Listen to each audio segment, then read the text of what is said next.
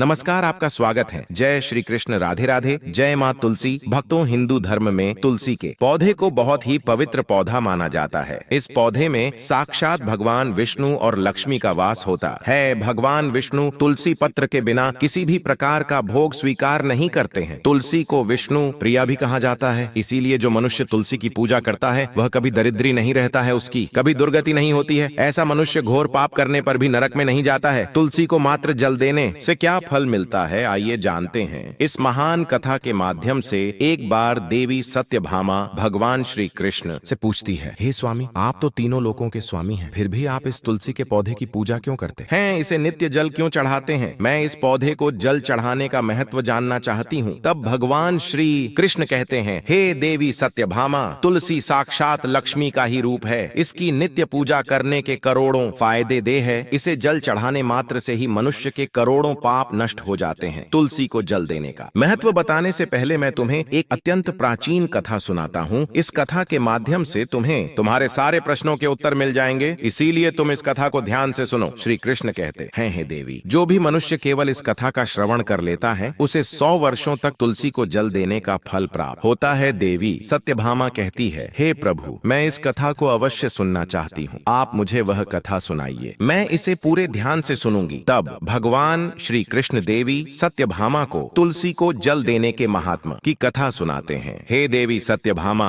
इस विषय में एक प्राचीन इतिहास है जो बहुत ही उत्तम और पुण्य फल प्रदान करने वाला है। पूर्व काल की बात है। अवंतीपुरी में धनेश्वर नाम का ब्राह्मण रहता था। वह जन्म से तो ब्राह्मण था, किंतु वह कर्म से भ्रष्ट कपटी बुद्धि वाला, कंबल तथा चमड़ा आदि बेचकर धन कमाने वाला तथा अत्यधिक झूठ बोलने वाला था। उसका मन हमेशा बुरे काम करने में लगा रहता था। वह चोरी, वेश्या गमन तथा जुए में आसक्त रहता था। उसने अपने जीवन में कभी पुण्य के काम नहीं किए, शास्त्रों का अध्ययन नहीं किया, पूजा पाठ भी नहीं किया। सदैव अपना मन दूसरों के धन पर लगाकर रहता था। वह दिन में धन कमाता और रात्रि में वेश्याओं के साथ रात बिताता था। इस प्रकार से वह अत्यंत पापी धनेश्वर ब्राह्मण अपना जीवन केवल पाप करने में व्यतीत करता था। उसने अपने मुख से कभी भगवान विष्णु का नाम भी नहीं लिया और न कभी देवी देवताओं का पूजन किया। इस प्रकार से पाप करते हुए उसे अनेक वर्ष बीत गए। फिर वह धनेश्वर ब्राह्मण खरीदी बिक्री करने के लिए माहिष्मतीपुरी में जा पहुंचता है। उस नगर के पास से नर्मदा नदी बहती है। उस स्थान पर उस नदी में स्नान करने के लिए दूर दूर से लोग आया करते हैं। फिर वह ब्राह्मण उसी नदी के किनारे के एक आश्रम में ठहरता है। उस आश्रम में अनेक विद्वान ब्राह्मण पुराणों का पठन तथा भगवान विष्णु की स्तुति में मग्न रहते थे। वह पाखंडी धनेश भी ढोंग करता हुआ वहीं पर उनके साथ रुक गया। उन विद्वान ब्राह्मणों के साथ रहकर उसे भी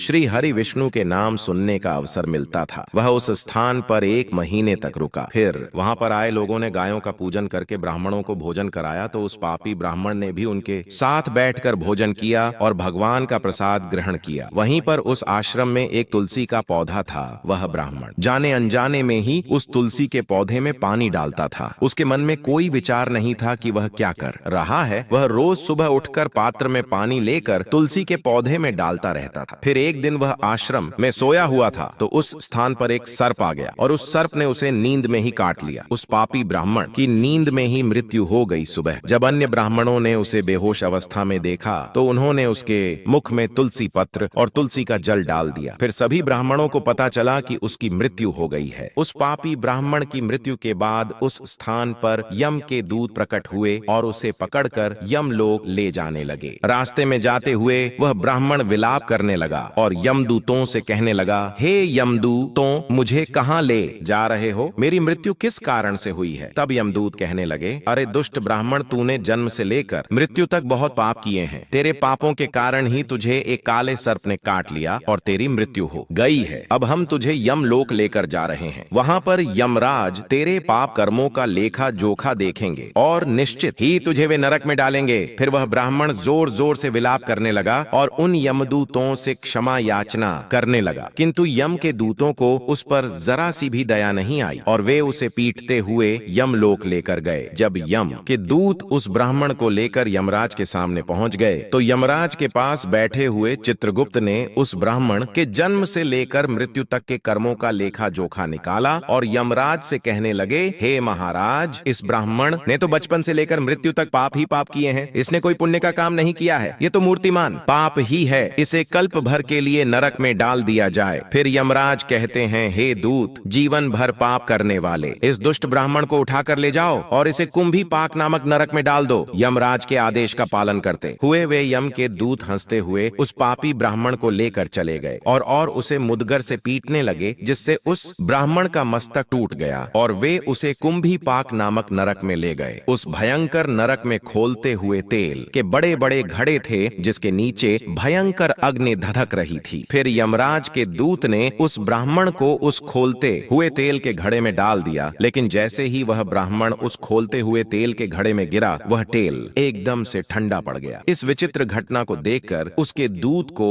बड़ा आश्चर्य हुआ, ऐसा पहले कभी नहीं हुआ था। उसने कितने ही पापियों को उस तेल के घड़े में डाला था, वे सभी उस खोलते तेल में गिरकर छटपटा लगते थे, लेकिन जैसे ही वह ब्राह्मण गिरा, वह तेल अचानक से शांत और शीतल हो गया। इस आश्चर्य को देखते ही वह यमदूत तीव्र गति से दौड़ता हुआ यमराज के पास पहुंच गया। यमराज ने पूछा, हे दूत, क्या बात है, इतनी तीव्र गति से दौड़ते हुए क्यों आ रहे हो? फिर वह दूत कहता है, हे यमराज, आपने जिस ब्राह्मण को कुंभी पाक में डालने के लिए कहा था, जैसे ही हमने उसे कुंभी पाक नरक में डाल दिया, नरक की अग्नि बुझ गई और वह खोलता हुआ तेल भी ठंडा पड़ गया। फिर यमराज कहते हैं, हे दूत, यह तो बड़ी ही विचित्र घटना है, ऐसा तो पहले कभी नहीं हुआ। यमराज विचार कर रहे होते हैं, तभी उस स्थान पर देवर्षि नारद पधार हैं। देवर्षि नारद को देखकर यमराज अत्यंत प्रसन्न होते हैं और उन्हें प्रणाम करके उनका स्वागत करते हैं। फिर यमराज नारद जी से कहते हैं, हे देवर्षि, आप उचित समय पर आए हैं। हमने आज एक अत्यंत पापी ब्राह्मण को कुंभी पाक नरक में गिराया है, किंतु उसके गिरते ही नरक की अग्नि ठंडी पड़ चुकी है और खोलता हुआ तेल भी शीतल बन गया है। तब देवर्षि नारद यमराज से कहने लगते हैं, हे धर्मराज, आपने जिस ब्राह्मण को कुंभी पाक नरक में डाला है, वह नरक में डालने योग्य नहीं है, क्योंकि इस ब्राह्मण के द्वारा अनजाने में ही ऐसा कर्म हो गया है जो नरक का नाश करने वाला है। जो मनुष्य पुण्य करने वाले लोगों के साथ रहता है, उसे उनके पुण्य का भाग अवश्य मिलता है, और यह ब्राह्मण तो 1 महीने तक भगवान विष्णु के भक्तों के साथ रहा है। इस ब्राह्मण में आश्रम में रहते हुए नित्य तुलसी को जल अर्पण किया है, इसीलिए यह बहुत बड़ा पुण्यवान बन गया है। इसके समस्त पाप नष्ट हो गए हैं। यह ब्राह्मण अब विश्वलोक जाने का अधिकार बन गया है। इस ब्राह्मण ने अनजाने में ही इतना पुण्य कमाया है जो जन्म जन्मांतर में मनुष्यों को प्राप्त नहीं होता है। इसीलिए आप इसे नरक में न पकाओ। इस ब्राह्मण के पापों के लिए इसे केवल इतना दंड दो, इसे नरक लोक का दर्शन कराओ। देवर्षि की बात सुनकर यमराज अत्यंत प्रसन्न होते हैं और ब्राह्मण को कुंभी पाक नरक से निकाल कर लाते हैं और अपने दूतों से कहते हैं, हे दूत, इस ब्राह्मण महात्मा को ले जाओ और संपूर्ण नरकों का दर्शन कराओ। फिर यम के दूत उस ब्राह्मण को ले जाते हैं और संपूर्ण नरकों का दर्शन कराने लगते हैं। भगवान श्री कृष्ण कहते हैं, हे देवी सत्यभामा। इस प्रकार से यम के दूत उस ब्राह्मण को संपूर्ण नरकों का दर्शन कराते हैं और यक्ष लोक में ले जाते हैं और फिर वह ब्राह्मण एक यक्ष बन जाता है। श्री कृष्ण कहते हैं, हे देवी, वनस्पति नाम तुलसी मासा नाम कार्तिक प्रिय एकादशी तिथि नाम चक्र नाम द्वारका। मम वनस्पतियों में मुझे तुलसी प्रिय है, मास में कार्तिक मास, तिथि में एकादशी और क्षेत्र में मुझे द्वारका प्रिय है। इसीलिए जो मनुष्य नित्य तुलसी की पूजा करता है, तुलसी को जल देता है, वह मुझे सबसे अधिक प्रिय है। उस मनुष्य की कभी दुर्गति नहीं होती है, वह कभी नरक में नहीं गिरता है। जिन घरों में तुलसी का पौधा सदैव ही हरा भरा रहता है, उस घर में सुख शांति और समृद्धि बनी रहती है भगवान विष्णु की पूजा में और उन्हें चढ़ाए जाने वाले भोग में तुलसी के पत्र अवश्य होने चाहिए, क्योंकि तुलसी पत्र के बिना भगवान विष्णु किसी भी प्रकार का भोग स्वीकार नहीं करते हैं। इसीलिए प्रत्येक घर में तुलसी का पौधा अवश्य होना चाहिए। अगर आपके घर में तुलसी है तो सुख शांति और समृद्धि के लिए तुलसी को चुनरी अवश्य चढ़ा चाहिए। हमेशा ध्यान रहे कि तुलसी का पौधा चुनरी के बिना अधूरा होता है। तुलसी केवल एक पौधा नहीं है, बल्कि वह देवी है, विष्णु पत्नी है। इसीलिए तुलसी को चुनरी अवश्य ही चढ़ा चाहिए। इससे पति पत्नी में प्रेम और विश्वास बढ़ता है। घर में रहने वाली महिलाएं सदा सुहागिन और सौभाग्यशाली रहती हैं। तुलसी का विवाह भी अवश्य करना चाहिए। इससे मनुष्य के सभी दुखों का अंत होता है और सांसारिक जीवन सुखमय बीता है। तुलसी के पौधे के पास अपने मुख से अपशब्द नहीं बोलने चाहिए। तुलसी के पास भूल से भी जूते चप्पल अथवा झाड़ू पोंछा नहीं रखना चाहिए। इसे पाप माना गया है। जहाँ पर तुलसी का पौधा हो, उस स्थान के आसपास थूकने से घोर अनर्थ होता है। तुलसी के पास जल से भरा हुआ पात्र भी नहीं रखना चाहिए। तुलसी के पौधे के पास दीपक जलाने के बाद दीपक को वहां से हटा देना चाहिए, क्योंकि तुलसी तुलसी के नीचे बुझा हुआ दीपक रखना अशुभ माना जाता है। जिस स्थान पर भी तुलसी का पौधा होता है उस स्थान को हमेशा ही स्वच्छ रखना चाहिए। इसीलिए नियमित रूप से तुलसी के पौधे का पास साफ सफाई का ध्यान रखें। तुलसी के पौधे में शिवलिंग और गणेश जी की प्रतिमा नहीं रखनी चाहिए। साथ ही तुलसी के गमले में अन्य किसी भी प्रकार का पौधा भी लगाना अशुभ होता है। तुलसी के पौधे के पास कपड़े भी नहीं सुखाने चाहिए, अन्यथा कपड़ों से गंदा पानी तुलसी के पौधे पर गिर सकता है। ध्यान रहे, तुलसी के पौधे को नाखून से नहीं तोड़ना चाहिए, इससे तुलसी का अपमान होता है। यदि तुलसी के पत्ते सूख कर गिर जाते हैं तो उन्हें कचरे में नहीं फेंकना चाहिए, उन पत्तों को आप तुलसी की मिट्टी में ही दबा दें। रविवार के दिन तुलसी के पत्ते नहीं तोड़ने चाहिए और रविवार को तुलसी को जल भी नहीं चढ़ाना चाहिए। बाकी अन्य दिन नित्य बिना चुके तुलसी को सुबह जल देना चाहिए और शाम के समय एक दीपक जलाना चाहिए। अक्सर महिलाएं स्नान के बाद अपने बाल खुले रखकर ही तुलसी को जल देती है, ऐसा करना गलत होता है। महिलाओं को हमेशा ही अपने बाल बांधकर माथे पर सिंदूर लगाकर ही तुलसी में जल देना चाहिए, इससे तुलसी का आशीर्वाद प्राप्त होता है। घर में तुलसी का पौधा लगाते समय ध्यान रहे कि इसके लिए गंदी मिट्टी का उपयोग न करें। तुलसी के पौधे के लिए शमशान की अथवा गंदगी वाले स्थान की मिट्टी का कभी उपयोग नहीं करना चाहिए, इससे तुलसी मां रूठ जाती है और सूखने लगती है। तुलसी का पौधा कभी गंदे स्थान पर नहीं लगाना चाहिए, जैसे नाली अथवा बाथरूम के पास तुलसी का पौधा कभी नहीं रखना चाहिए, अन्यथा गंदा पानी तुलसी के पौधे में गिर सकता है, जो बहुत ही अशुभ माना गया है। घर में तुलसी का पौधा कभी सूखना नहीं चाहिए। शास्त्रों में ऐसी मान्यता है कि तुलसी का पौधा सूखना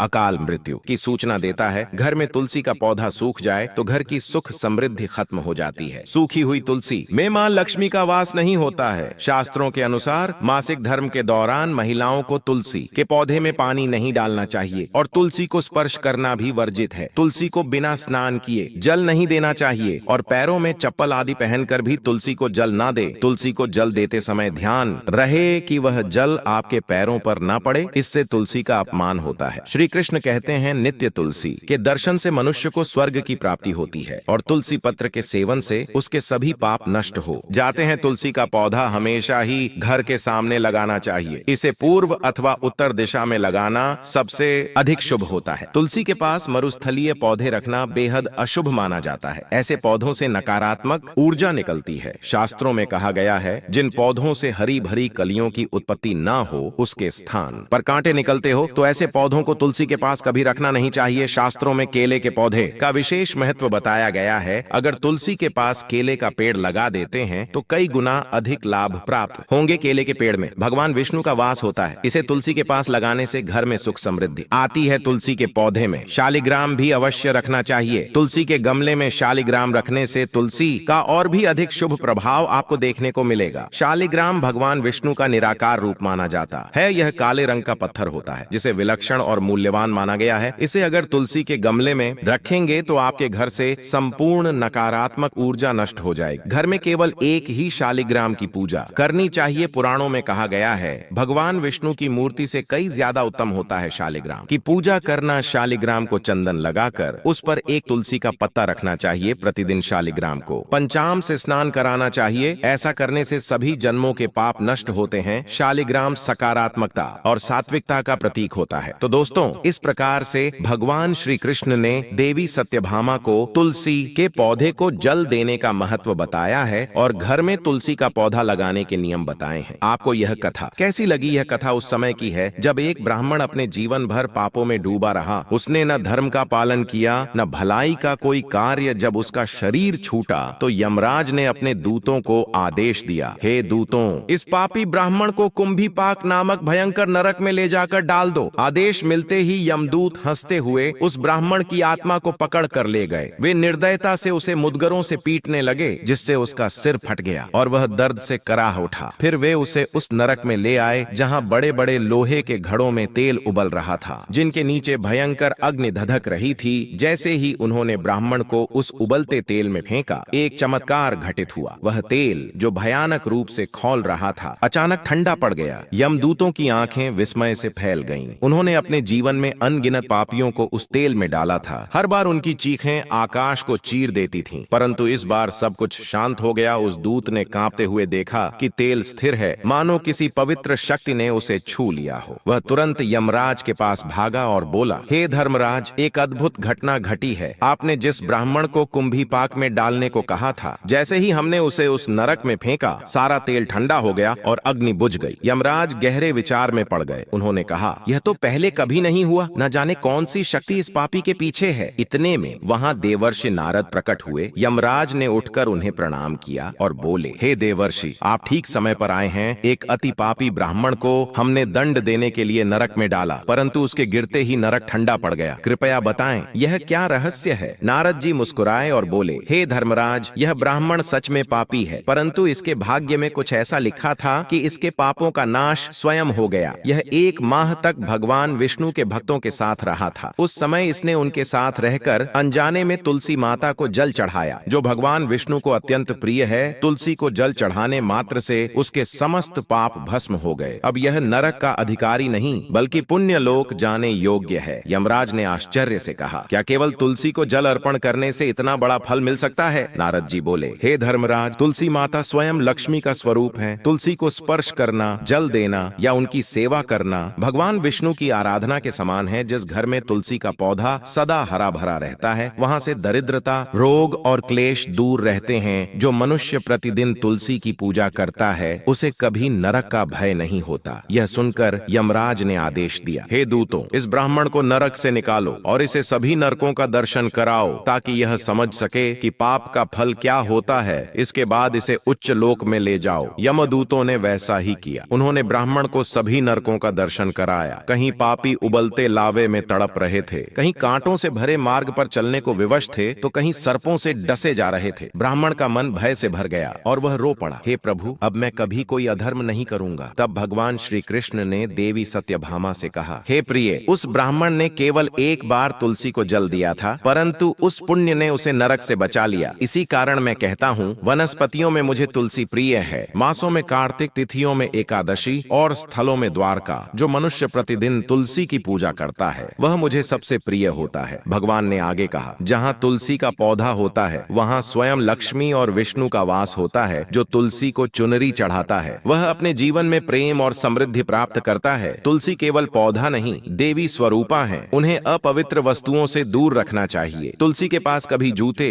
झाड़ू या गंदगी नहीं होनी चाहिए। वहाँ थूकना, अशुद्ध जल रखना या बुझा दीपक रखना अशुभ माना गया है। तुलसी का अपमान करने वाला व्यक्ति जीवन में सुख से वंचित रहता है। भगवान श्री कृष्ण ने आगे बताया, तुलसी के पास हमेशा स्वच्छता होनी चाहिए। उन्हें नाखून से नहीं तोड़ना चाहिए। सूखे हुए तुलसी पत्रों को फेंकना नहीं चाहिए, बल्कि मिट्टी में दबा देना चाहिए। रविवार के दिन तुलसी को जल नहीं चढ़ाना चाहिए, लेकिन अन्य सभी दिनों में उन्हें जल अर्पण और दीपक अवश्य करना चाहिए। महिलाएं तुलसी को जल देते समय अपने बाल बांधें, माथे पर सिंदूर लगाएं और शुद्ध मन से पूजन करें। श्री कृष्ण ने यह भी कहा कि तुलसी के गमले में अन्य कोई पौधा नहीं लगाना चाहिए और न ही उनके पास कपड़े सुखाने चाहिए। तुलसी को गंदी या श्मशान की मिट्टी में नहीं लगाना चाहिए, क्योंकि इससे वे रूठ जाती हैं। तुलसी के पौधे के पास केले का पौधा लगाना शुभ होता है, क्योंकि केले में भगवान विष्णु का वास होता है। भगवान बोले, तुलसी के गमले में यदि शालिग्राम रखा जाए तो उसका प्रभाव कई गुना बढ़ जाता है। शालिग्राम मेरे निराकार रूप का प्रतीक है। उसकी पूजा चंदन और तुलसी पत्र से करनी चाहिए। जो प्रतिदिन तुलसी और शालिग्राम की पूजा करता है, उसके सभी पाप नष्ट हो जाते हैं और वह अंत में मोक्ष प्राप्त करता है। भगवान श्री कृष्ण ने कहा, हे सत्यभामा, जो व्यक्ति तुलसी का दर्शन करता है, वह स्वर्ग के समान पुण्य प्राप्त करता है। जो तुलसी पत्र का सेवन करता है, उसके पाप क्षीण हो जाते हैं। तुलसी के पौधे को हमेशा घर के उत्तर या पूर्व दिशा में लगाना चाहिए और उसके आसपास का स्थान स्वच्छ रखना चाहिए। जिन घरों में तुलसी रहती है, वहां कभी अशुभता प्रवेश नहीं करती। इस प्रकार श्री कृष्ण ने तुलसी के महत्व को बताया और कहा कि तुलसी का अपमान नहीं करना चाहिए, क्योंकि वह स्वयं देवी लक्ष्मी का स्वरूप है। ब्राह्मण जिसने अनजाने में ही तुलसी को जल अर्पण किया था, उसके पाप भी तुलसी की कृपा से नष्ट हो गए और वह नरक से मुक्त हुआ। तो इस कथा से यह शिक्षा मिलती है कि छोटा सा पुण्य कर्म भी